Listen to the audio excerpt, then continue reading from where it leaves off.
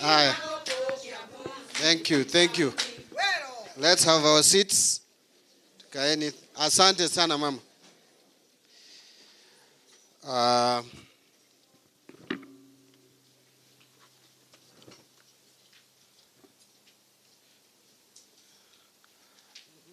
To the owner of the institution, the prefect here, Mr. Waititu, asante sana.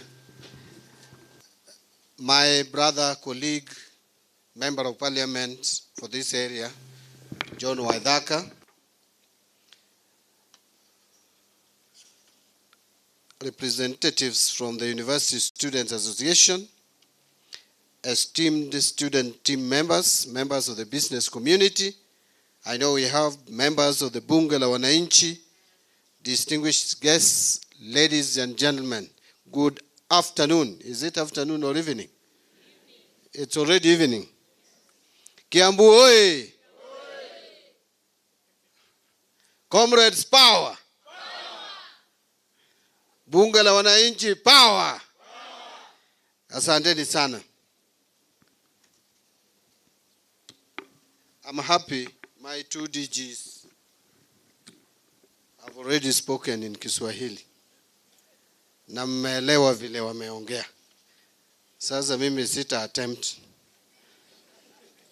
Hiyo njia sitatembea hiyo barabara. Nitatembea hii barabara ingine, because what I'm going to say in English is what they said in Kiswahili.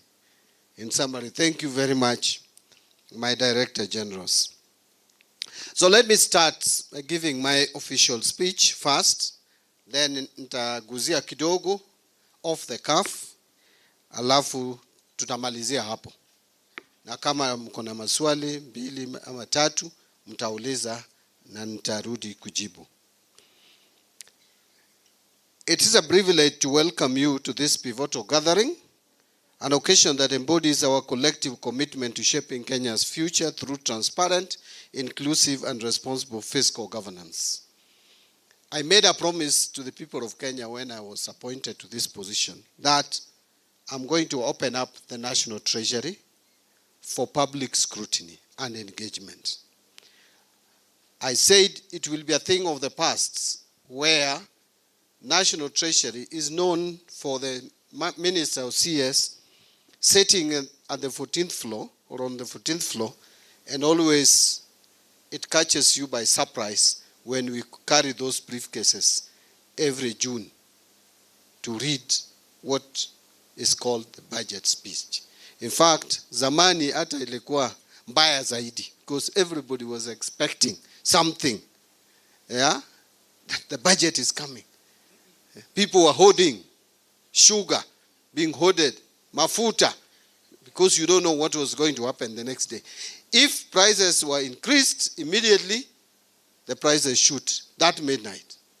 But if they were lowered, the business people are still clearing stock. Is that not the way it used to work?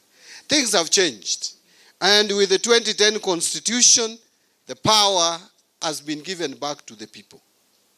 So apart from the fact that people's representatives like my friend here, John, are the ones who are now actually making the budget. Ours is called budget proposals. The minister gives budget proposal. But the actual people, the people who make the budget is the National Assembly. But that should be after listening to the people. But I've decided to take an earlier initiative to engage you way before we make the budget proposal so that we can listen to wananchi, tusikize ground, vile ground inasema. Ya ukweli. Kusikiza ground ya ukweli. Nafikiri ndio hii. So this marks a deliberate effort, as I've mentioned, by the National Treasury to expand its engagement with the citizenry, particularly the youth. And I will explain why the youth becomes critical.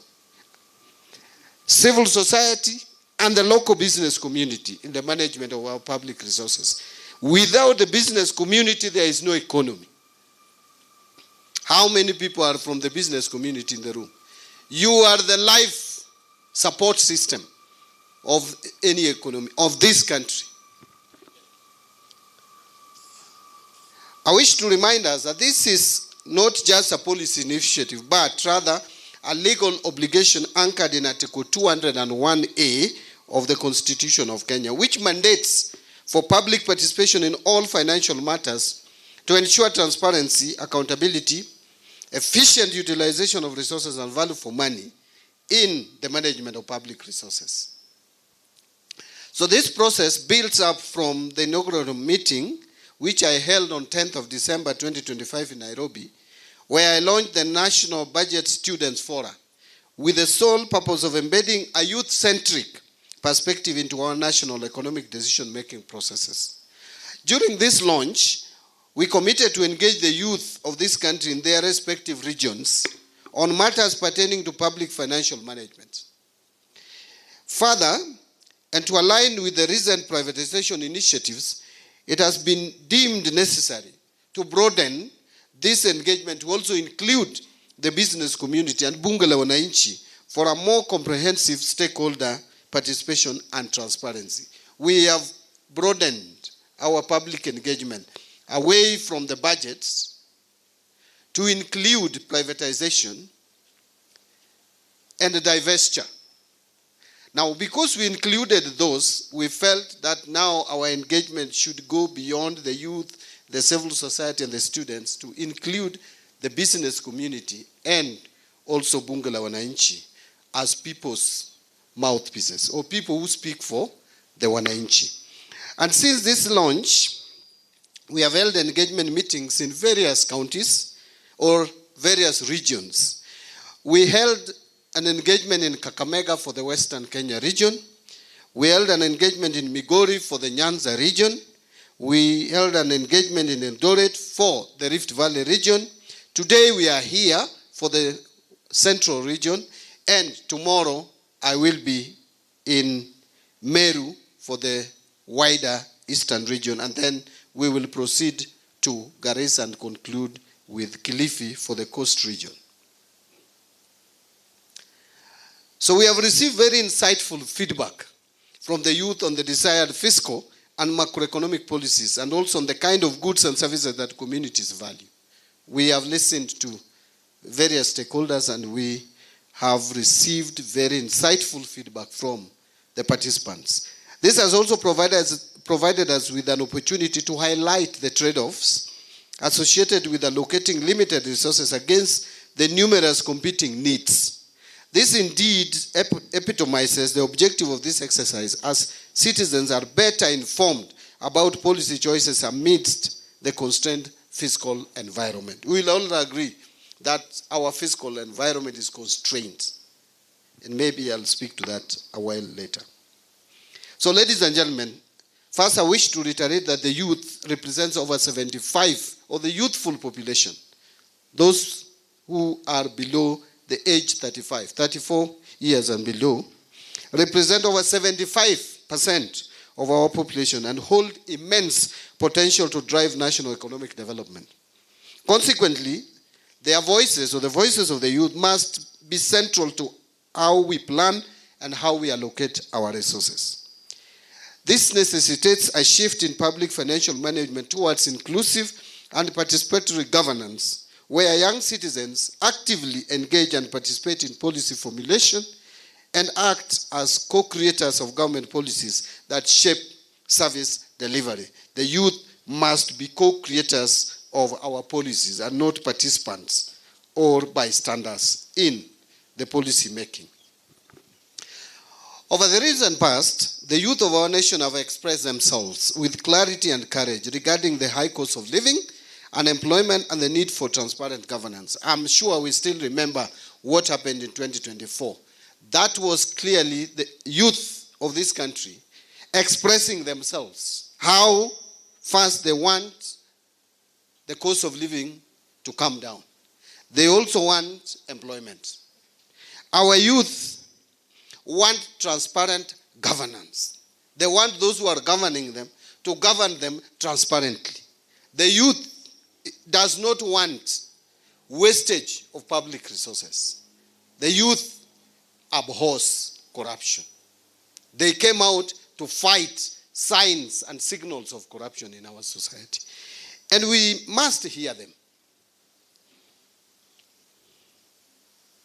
So we hear you, and we acknowledge that these concerns are not only valid, but they are urgent. We must deal with them urgently. Otherwise, we will not have a society.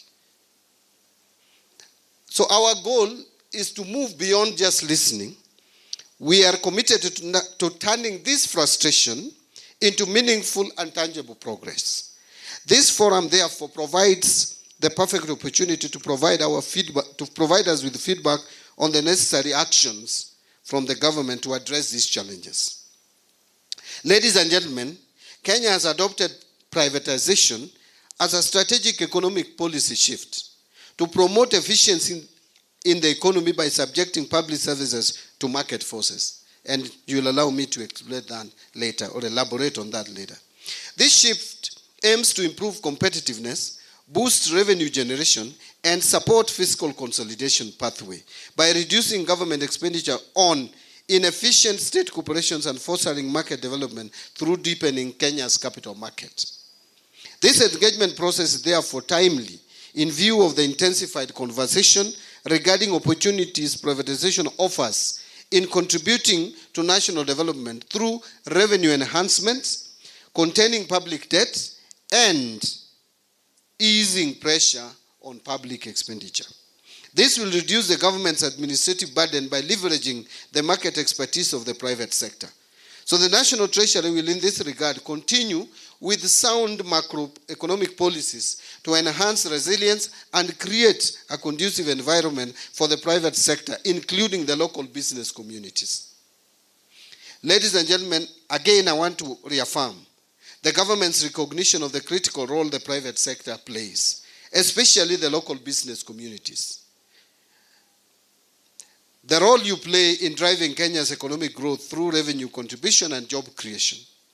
So under the bottom-up economic transformation agenda, the government is implementing measures to create favorable conditions for the growth and sustainability of private enterprises.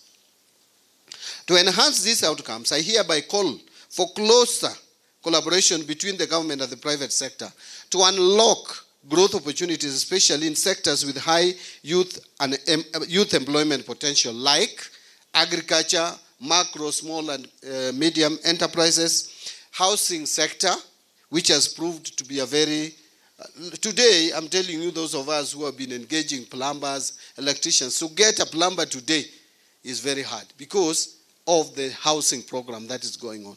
If we could put more resources in housing, including crowding in the private sector in that space, then it is also a way of creating a lot of job opportunities, especially for those graduates who are coming from institutions such as this one. Healthcare is another area, and of course the digital economy and digital and creative economy. Now these sectors are not only engines of growth, but also platforms for innovation, entrepreneurship, and job creation for the youth. And I'm happy one of the speakers, I think is the lady, who spoke about entrepreneurship. I don't know whether it was you or another speaker. Entrepreneurship is the way to go. Entrepreneurship. So we must look for ways of supporting and promoting entrepreneurship. So this engagement